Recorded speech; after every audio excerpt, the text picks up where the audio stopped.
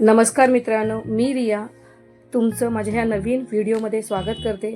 मित्रांनो, मी आज तुम्हाला हे दाखवत आहे, हे शिवलिंग आहे आणि हे अद्भुत असं घाटकोपरवासियांसाठी 11 लाख रुद्राक्ष बनवलेलं म्हणजे 11 लाख रुद्राक्ष वापरून शिवलिंग तयार केलेलं आहे आणि त्याच्यासमोर नंदीही सुंदर अशा प्रकारे ठेवलेला आहे।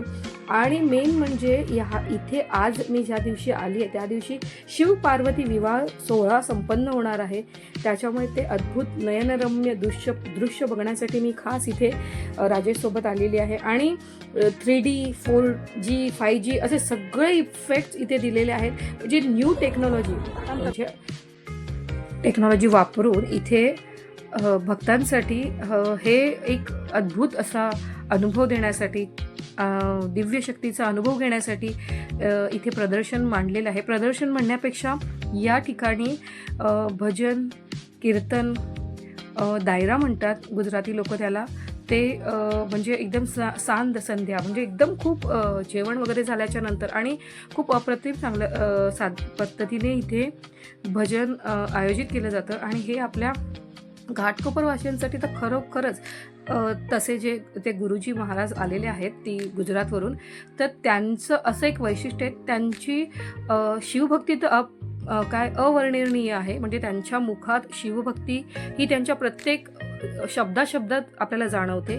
आणि आम्हालाही दोघांनाही तो अनुभव घेता आला की बघा, आम्ही दोघांनी मिळून वरती जाऊन 11 लाख रुद्राक्षांच्या माळेवर बनवलेल्या शिवलिंगांवर शिवावर अभिषेक करता आला। त्यामुळे रुद्र अभिषेक असं आमच्याकडून छानपैकी संपन्न झालं। त्याचं खरोखरच मित्रांनो मी वर्णन करू शकत नाही। मी फक्त अनुभव आणि मला जी पॉझिटिव्ह एनर्जी मिळते ती मी खरोखर ॲब्झॉर्ब करत असते, मी त्याचा आनंद घेत असते। आणि मग त्यानंतर थोड्याच वेळात आरतीचं अनाऊन्समेंट होणार होती की आरती करणार आहेत म्हणून मी पटकन तिकडे निघालो त्या दिशेला। आणि शिवलिंगावरती ज्या प्रकारे लाईट सोडलेल्या होत्या, म्हणजे लाईव्ह हा प्रोग्राम पण होता आणि त्या समाजाचे म्हणजे ब्राह्मण समाज, गुजराती ब्राह्मण समाजाने हा आयोजित केलेला होता। आणि गंगा आरतीला जसे आपले पंचारती असून इथे पण तसंच पंचारतीसारखंच आरती करून शिवाची आळवणी करत होते आणि खूप असं नयनरम्य दृश्य मला पाहायला मिळत होतं। आणि ते प्रत्येकजण म्हणजे नाचून गाऊन त्या आरतीचा आनंद घेत होते, तर ते मला खूप आनंद वाटला आणि त्यामुळे मी तुमच्याबरोबर शेअर करते। आणि खरंच आहे, शिव हरिशंकर नमामि शंकर शिवशंकर शंभो, हे गिरिजापती नमामि शंकर शिवशंकर शंभो। शिवाची आराधना करणं हे किती म्हणजे ते भोळे भाव असतो। तुम्ही भोळ्या पद्धतीने भोलेनाथाला तुम्ही आळवणी केली की तुमच्यावर ते खरोखरच तुमच्यावर ब्लेसिंग सोडणारच। आणि इथे या शिवलिंगावर 3D इफेक्ट असा केला होता की त्या रुद्राक्षांच्या माळ्यावर शिवांची प्रतिकृती साकारण्यात आली होती। ते सुद्धा अगदी लाईव्ह बघण्यासारखं होतं मित्रांनो। आणि आम्हाला ज्यांनी इन्व्हाइट केलं होतं त्यांनी खरोखरच आमच्याकडून हे काय म्हणतात की देवाची पूजा अर्चा करून घेण्याच्या उद्देशानेच बोलवलं होतं। आम्ही तिथे त्या पद्धतीने गेलो, तिथे आम्ही त्या गोष्टीचा सगळ्याचा अनुभव, आस्वाद, त्याच्याबद्दल असलेली आमची आत्मीयता ही आम्ही सगळी पूर्णपणे, आणि त्यांनी आरतीसुद्धा सुंदर प्रकारे तिथे सादर केली। म्हणजे ती आरती जास्त करून नॉर्थ साईडला बऱ्याच वेळा बघायला मिळतं। तर ते जे स्वतः आले होते महाराज, त्यांनी ती आरती प्रत्येक आपल्या राज्यात ते जातात, त्यांचा तर असा विक्रम आहे की त्यांनी 40 फुटाची सुद्धा शिवलिंग असं उंचावर बांधून, आणि मग ते काय करतात, ते रुद्राक्षाचे माळ त्यांनी जे बनवलं होतं तो प्रसाद म्हणून प्रत्येकाला त्यांची सांगता होणार तेव्हा ते देणार आहेत। आणि आपल्याला पण तसे मिळाले त्याचे। आणि ते शिवपार्वती विवाह सोहळा हा संपन्न झाला होता, त्यामुळे 2 छोट्या कन्या होत्या की त्यांच्याकडे शिव आणि पार्वतीची मूर्ती देऊन तो विवाह सोहळा अवर्णनीय अविस्मरणीय असा संपन्न झाला। आणि सगळ्या वयोगटाची माणसं तिथे होती। शिवाय तिथे म्हणजे रोज आठवडाभर जे हे चालू होतं तो शिवपुराण, त्याच्यावर त्या शिवपुराणामधून खूप असं काही शिकण्यासारखं, घेण्यासारखं, आचरणात आणण्यासारखं खूप काही होतं. तर त्याचा अनुभव मी घेतला आणि असं झालं होतं की ते 2च दिवस शेवटचे होते की आम्हाला त्याचा आस्वाद घेता आला. म्हणजे एक दिवस राजेश स्वतः गेला आणि त्याला ते खूप आवडलं. तर त्याला माहिती आहे की नक्कीच मला हे आवडणार, म्हणून तो मलाही घेऊन गेला.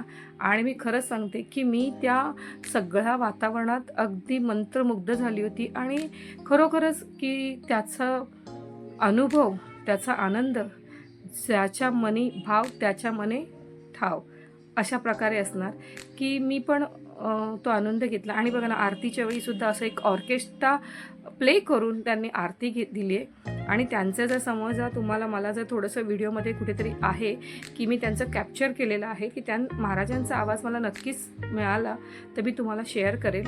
आणि तुम्हीही तुमची शिवाची आराधना किंवा शिवाची पूजा कशी करता मला कमेंट्समध्ये सांगा. आणि तुम्हालाही अशा सत्संगमध्ये जायला आवडते की नाही, आणि जाता तर तुम्ही नेमकं काय करता आणि तुम्ही तिथे जाऊन काय घेऊन येता हेही तितकंच महत्त्वाचं आहे. मी मित्रांनो खरंच सांगते की मी इथे त्यांचं पूजापाठ करण्याची पद्धत, शिव अभिषेक म्हणा, आरती म्हणा, किंवा तिथे येणारे प्रत्येकाचं काही ना काहीतरी मनात एकदम सुंदर भाव होता, तो तिथे उमटत होता. ते बघून अगदी खरंच मला तर खूप काही तिथून घेण्यासारखं मिळालं. आणि नेहमी आपण घेण्याच्या वृत्तीने, चांगल्या गोष्टी आचरणात आणण्याच्या दृष्टीनेच प्रत्येक ठिकाणी जावं. मग या समाजाने जो ऑर्गनाईज केलेला कार्यक्रम मला खरंच खूप आवडला. आणि असेच छान छान कार्यक्रम आमच्या घाटकोपरमध्ये होत राहतील आणि व्हावेत ही आशा अपेक्षा करते. आणि असेच छान छान व्हिडिओज मलाही बघायला आणि द्यायला, लोकांपर्यंत पोचवायला आवडतं. त्यामुळे मी नक्कीच असे काही काही छान छान ज्या गोष्टी माझ्या निदर्शनात येईल ते मी नक्की तुम्हाला शेअर करेन. आणि मग त्यानंतर आम्ही आरती झाल्याच्या नंतर महाप्रसाद होता, तो महाप्रसाद आम्ही ग्रहण करणार होतो. आणि ते प्रसाद ग्रहण झाल्याच्या नंतर एक डायरिया म्हणून असं त्यांचा प्रोग्राम असतो, तोही सत्संगसारखा, भजनासारखाच, पण तो सुद्धा खूप असतो की तुम्ही हे बघा, ह्या मी ज्या मुली म्हणत होते ना शिव पार्वतीच्या, ते बघा LED लावल्या होत्या. म्हणजे प्रत्येक शेवटच्या माणसाला पर्यंत तो प्रोग्राम पोचावा हा त्यांचा उद्देश होता. ऑर्गनाईज एकदम अफला.